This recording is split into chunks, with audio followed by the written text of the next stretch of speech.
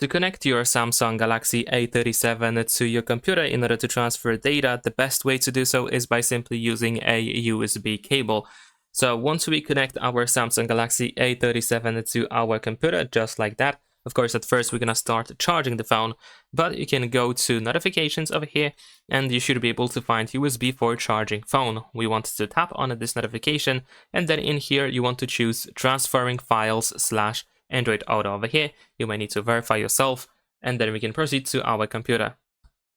Now after that we can find our A37 on our PC, so of course we can go over here, you can find the internal storage, and then in here we should be able to simply choose one of these folders in order to try to locate our files. So you should be able to find your photos, videos, documents, audio files, and so on and so forth. For example, if I go over here to the camera, I should be able to find my example photo, and so on. So I can now easily transfer files from my phone to my computer, or the other way around.